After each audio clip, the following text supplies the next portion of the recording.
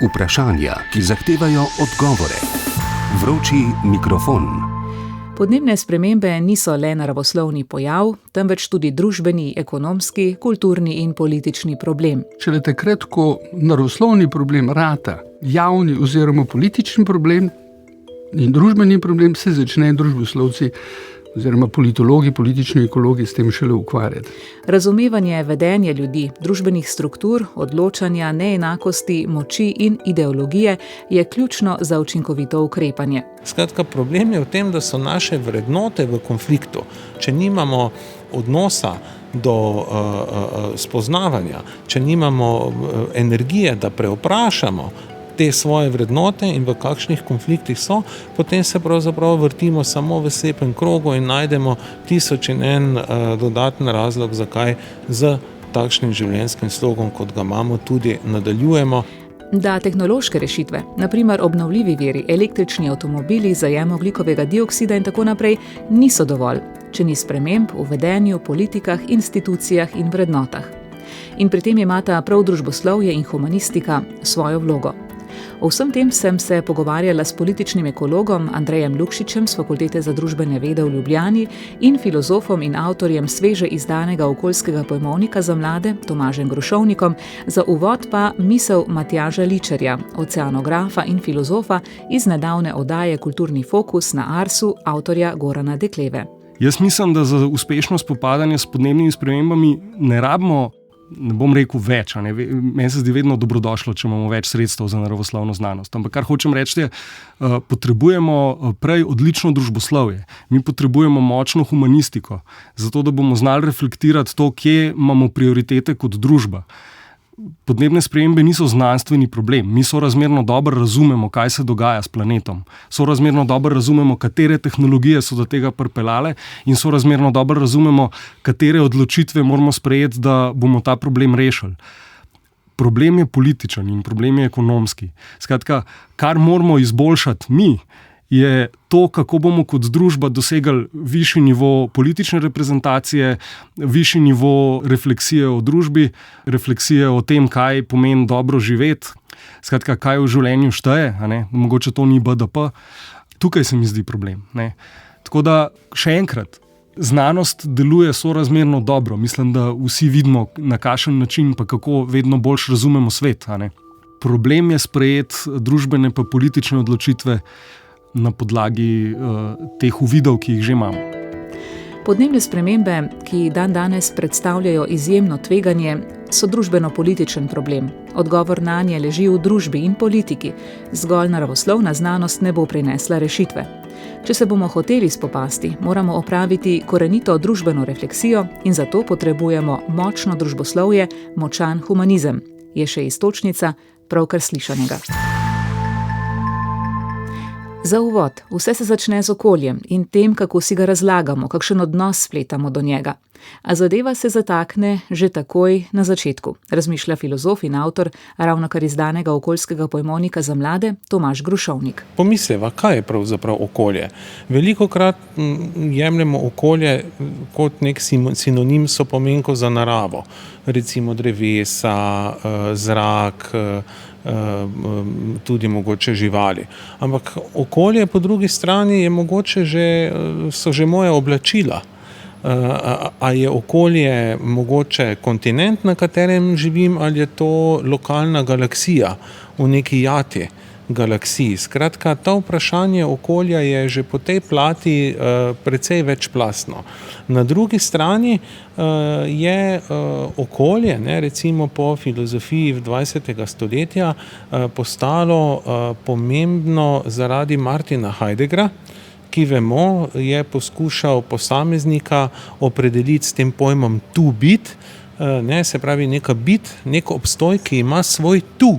In s tem, ko ima svoj tu, se mu pravzaprav razpre prostor. In ta prostor je njegovo okolje, oziroma v nemščini je to Umwelt, se pravi pomeni naokrog, Welt svet, ampak hkrati je pa ta okoljni svet, torej svet okoli mene, v nemščini, torej Umwelt, tudi beseda, ki dobesedno pomeni okolje.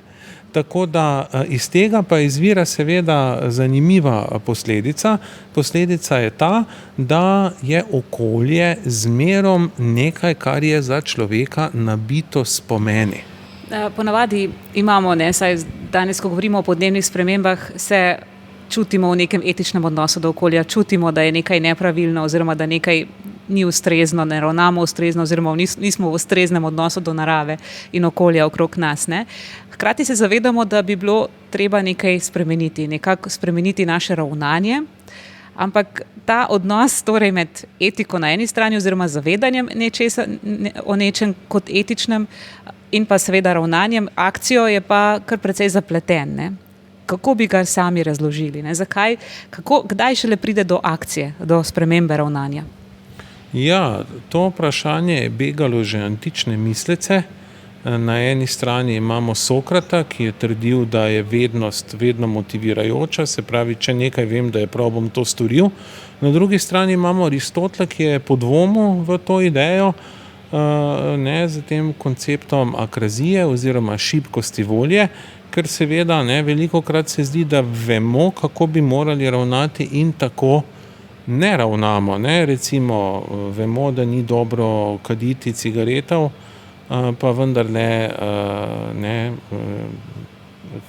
je za kadilca zelo težko seveda ne kaditi. Zdaj, kje je resnica? Najbrž nekje vmes med tema dvema stališčema.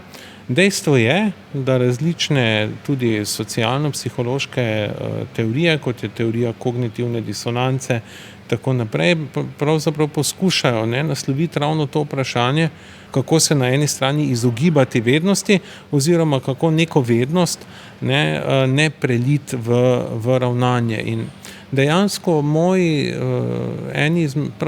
začetki ukvarjanja z okoljsko etiko sodijo ravno na to področje, na spraševanje, kako to, da so informacije zgolj klik oddaljene od nas ali pa niti to smo skozi v stiku s tem, v kakšnem stanju je okolje, in vendarle kljub temu ne prihaja do ravnanja. In kot rečeno, tukaj imamo na delu veliko različnih dejavnikov. Eden izmed njih je ta, da se skušamo izogniti ravnanjem, drugi je ta, da poskušamo upravičiti oziroma racionalizirati, zakaj kljub vsemu svojega ravnanja ne spremenimo. Zdaj seveda po drugi strani je potrebno poudariti, da pa tudi imamo posamezniki velikokrat omejene možnosti, kar lahko storimo, na to tudi opozarjam.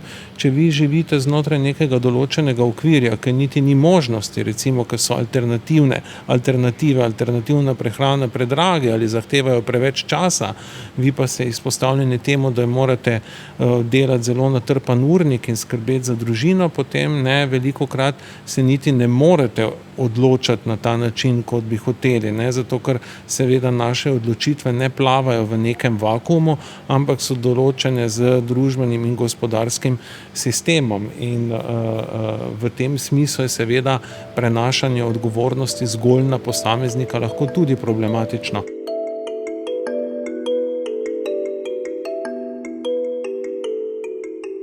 Na razkorak med vedenjem in vedenjem, tako po Grušovnikovih besedah, vplivajo individualni dejavniki, bežanje pred odgovornostjo, hotena nevednost, racionalizacije našega ravnanja.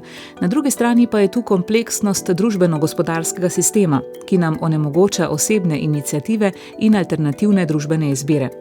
O tem, kako razumeti družbene strukture, ki ovirajo ali pa omogočajo spremembe, kako oblikovati bolj učinkovite politike, ki upoštevajo lokalni kontekst in družbene posledice, sem se pogovarjala s političnim ekologom Andrejem Lukšičem z Fakultete za družbene vede v Ljubljani. Kadar se pogovarjamo, dr. Lukšič, o podnebnih spremembah, mi je v bistvu zanimiv in nov podatek to, da govorimo iz različnih diskurzov, pa boste potem vi razložili, kaj točno to je, ampak in tukaj je pogosto kot nek babilonski stolp, kjer vsak govori svoj jezik in potem je ogromno govora in govorjenja, hkrati se pa ne najdemo, se ne srečamo, ne tulimo v isti rok. Kako bi vi zelo plastično razdelili te ključne diskurze pri obravnavanju podnebnih sprememb? podnebne spremembe je en od diskurzov, ki je zdaj prevladujoči hegemonski. Govori pa seveda, tako kot podnebni diskurz, govorijo tudi vsi drugi okoljski diskurzi, in teh je več kot 14, govorijo o razmerjih med naravo, družbo, posameznikom in tehnološkim svetom. Posamezni diskurzi vzpostavijo v ospredje eno ali drugo relacijo. Eni poudarjajo bolj, naprimer, podnebne spremembe, kaj se dogaja na ravni podnebja. Če imamo vprašanje onesnaževanja okolja in se ga loteva država z ukrepi, potem mora država identificirati ta problem, se institucionalizirati. Imate potem agencijo za podnebne spremembe, oziroma pri nas je to Agencija za okolje in prostor, poseben oddelek, ki se s tem ukvarja. Spremlja te stvari, producira podatke, spremlja trende in tako naprej. In to vedenje je organizirano seveda znotraj in sistematizirano znotraj države. To vedenje je potem pomembno kot strokovna podlaga za politične odločitve in ukrepe, ki bodo lajšali ali adaptirali družbo, gospodarstvo, ljudi, določene regije na podnebne spremembe. Zaprav, tu imamo to povezavo misli, zaprav, kako mislimo to razmerje, katera znanost je tista, ki največ prispeva k razumevanju tega razmerja, potem se to razumevanje prenese v politiko, v splošno zavest in seveda potem tudi v ukrepanje. Ampak če zdaj lahko si predstavljamo neke, bom rekla, klišejske podobe nekih akterjev v javnem življenju, nek politik, mogoče nek znanstvenik, nek profesor, nek učitelj, nek starš. Kakšne diskurze, recimo klišejsko, bom rekla zdaj, če so zelo klišejska in plastična, poosebljajo ti posamezniki? Problem je v tem, da če nimate zavesti o tem, kateri okoljski diskurs pravzaprav ubesedujete, potem ubesedujete lahko vse hkrati. V enem delu stavka govorite iz enega, v drugem delu z drugega, v tretjem delu tretjega. In je za analitike na nek način, tisti, ki se ukvarjajo z intervjuji, pogovori, je to zelo težko identificirati. Skratka, ko imamo mi oblikovano neki imaginarij o podnebnih spremembah, je ta individualni in je ta imaginarij na nek način osebna sinteza različnih diskurzov, ki smo jih pridobili ali skozi šolanje, skozi javne medije, skozi lastne študije in tako naprej, skozi vrstnike. Skratka, vse tisto, kar nas na nek način obdaja, ki nas senzibilizira za vprašanje okolja, tam noter lahko najdemo različne akterje, ki poosebljajo, izražajo različne te okoljske diskurze in nam pomagajo pravzaprav graditi naš lastni imaginarij o podnebnih spremembah. In ta imaginarij, bom rekel, tisto, kar, bom rekel, znanstvenike, posebno naravoslovce, najbolj teži, je to, da nekateri prisegajo na teorije zarot, ali na ekofašizem, ali na kakšne druge ideološke podlage, ki jih posamezniki, pa seveda pa tudi skupine in tako naprej, predelajo v svoj lastni individualni imaginarij, ki ga potem izražajo na internetnih straneh v obliki svojih stališč ali na ulici, demonstracijah, protestih, ali se angažirajo zelo aktivno v kakšnih nevladnih organizacijah, dolgoročno, ali celo ratajo pisci tekstov, raziskujejo te stvari. Skratka, vse to izhaja ali pa podlaga iz teh individualnih imaginarjev, ki se seveda spreminjajo, dopolnjujejo in tako naprej. To je zelo plastična oziroma zelo fluidna forma, miselna forma. Tukaj v bistvu bomo uporabila isto besedo, enako besedo z različnim naglasom, torej od nekega vedenja do spremembe vedenja. Na komu je potem? Kdo ima potem to odgovornost? Politika najverjetneje, da razklene oziroma pripravi ta javni prostor in sistem do te mere, da bo lahko tudi posameznik spremenil svoje vedenje. Ja, jaz kot politolog stavim na spreminjanje razmerja moči, ki V liberalni demokraciji imate sistemsko postavljeno razmerje moči, znotraj katerega se odvijajo komunikacijski in odločevalski procesi. Tisto ključno vprašanje danes je, kako pravzaprav povezati te različne akterje, ker sistemsko civilno-družbene organizacije, to mislim in na nevladne gibanja in tako naprej, imajo možnost vstopati predvsem v javni prostor, v javno sfero, kjer imajo mediji ključno besedo in tam lahko senzibilizirajo tudi širšo javnost za probleme, s katerimi se sami soočajo ali pa naslavljajo. Se pravi, kako povezati to z odločevalci, ki so pa sistemsko postavljeni preko volitev in oblikovanjem javnih politik. Prav, kako to dvoje povezati? In tukaj gremo lahko v smeri ali demokratizacije, tukaj nas je strah konfliktov, ki jih ne znamo rešiti, posebno, kadar gre za različne rešitve. Na drugi strani pa rečemo, dajmo to umakniti, to civilno družbo, pa se naj stroka, pa različne stroke ukvarjajo z tem vprašanjem, ki jih je treba politično rešiti. Kar pomeni, da gremo ali v smeri demokratizacije obstoječe demokracije, ali gremo v smeri avtoritarnega sistema, kjer politiki, ki so bili izvoljeni sicer, in pa poklicani strokovnjaki za neko problematiko, to rešuje. Temu se reče, pa jaz rečem temu ekspertizem kot osnova za politične odločitve. In tukaj smo, v tem trenutku smo na razpotju. Pred kratkim so vendarle potrdili podnebni zakon. Vaš komentar na to odločitev oziroma na zakon sam? Podnebni zakon. Ja, jaz bi si želel, seveda, da je bilo tam noter več možnosti za demokratično participacijo. Najbolj prizadeti bi bilo fino, da imajo več prostora in možnosti, da sodelujejo v komunikacijskem procesu in seveda tudi v potem odločevalskem procesu, ko se sprejemajo odločitve, ki neposredno ali pa posredno vplivajo na njihov pogoj bivanja. Ekofašizem ste prej omenili. Zakaj je ta nevarnost dan danes? Z okoljsko tematiko se te skrajna desnica politično gledano ni ukvarjala. Oni so pravzaprav rekli, podnebne spremembe je treba prepustiti trgu in tako naprej, se bo tam stvari uredile in da država nima s tem kaj početi. Potem se je pa da zavest o okoljski, splošna zavest, torej tudi volilnega telesa, toliko obrnila, da so mogli začeti naslavljati tudi to problematiko.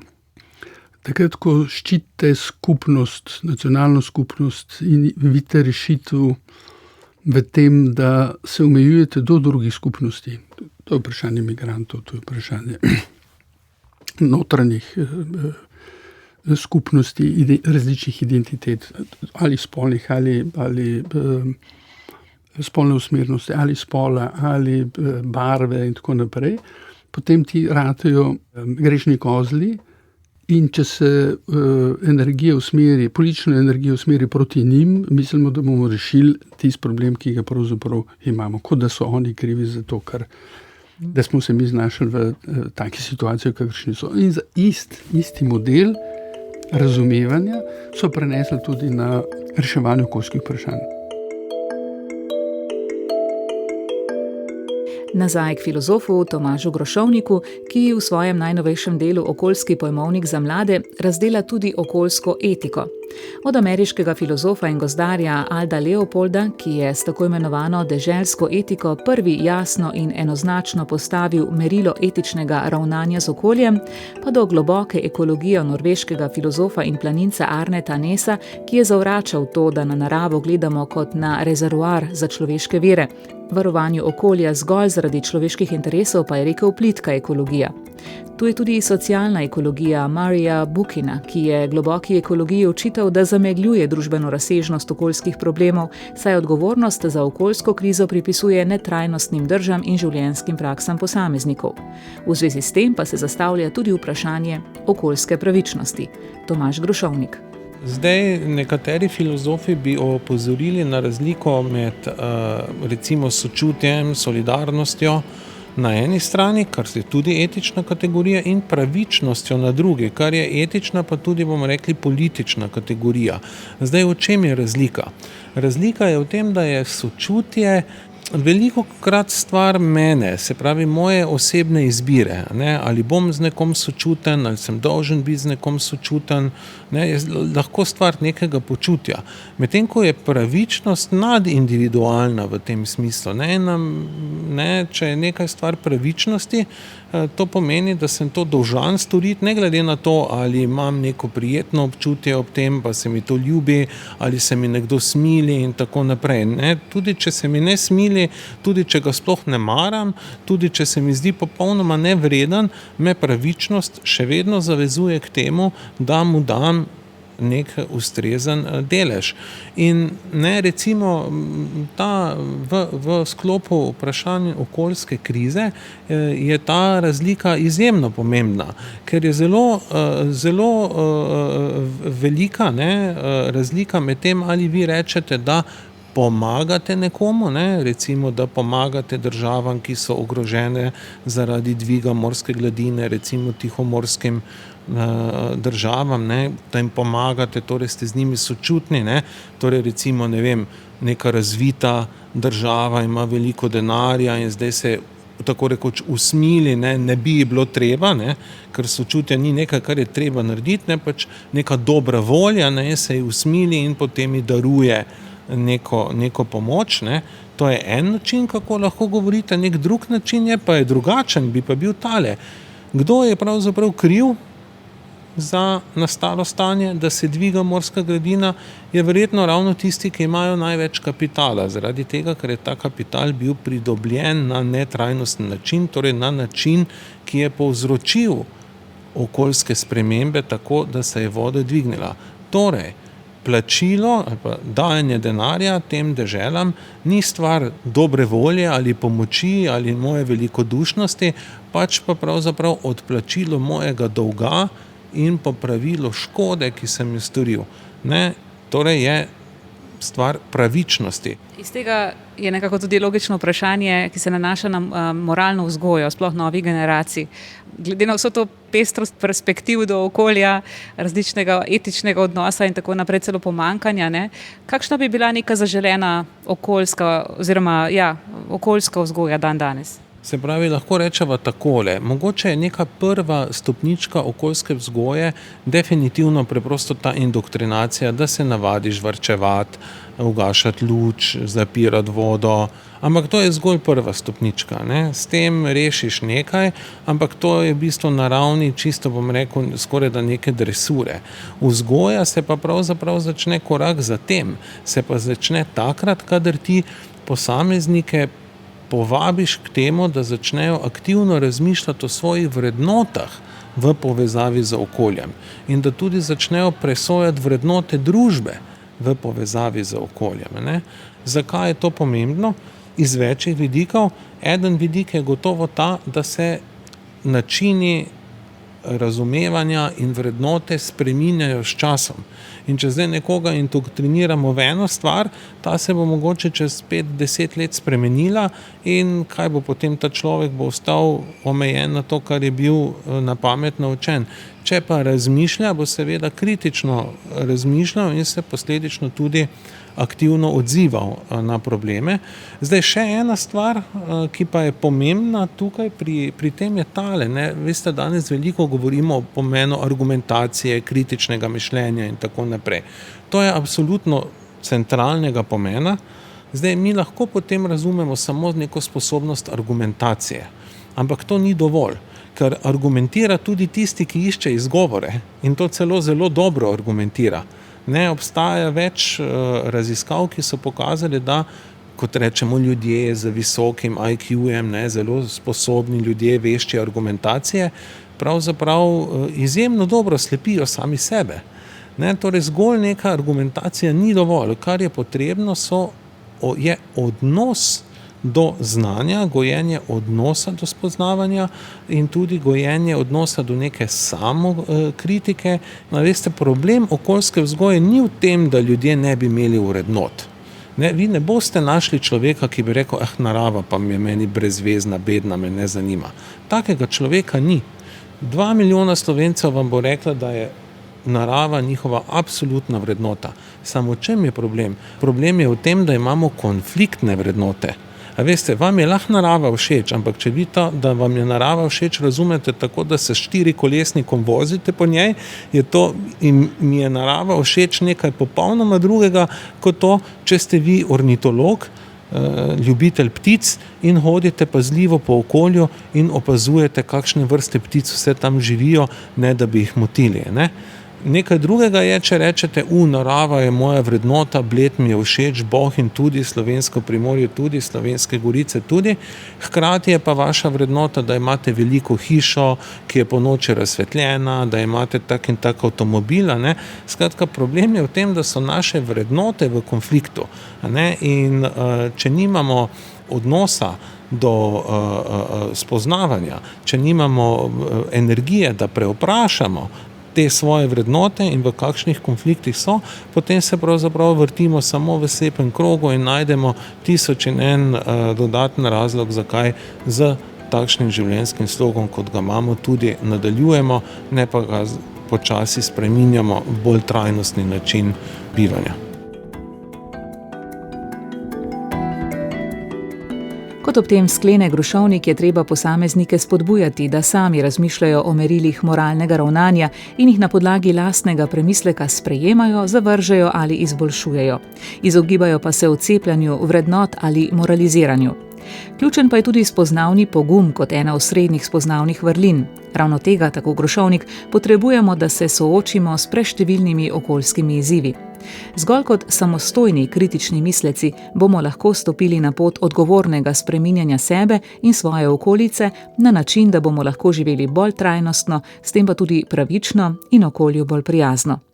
Gosta tokratnega vročega mikrofona na Valu 202 sta bila politični ekolog Andrej Lukšič s Fakultete za družbene vede v Ljubljani in filozof in avtor sveže izdanega okoljskega pojmovnika za mlade Tomaž Grušovnik. Z njima sem se pogovarjala Maja Ratej.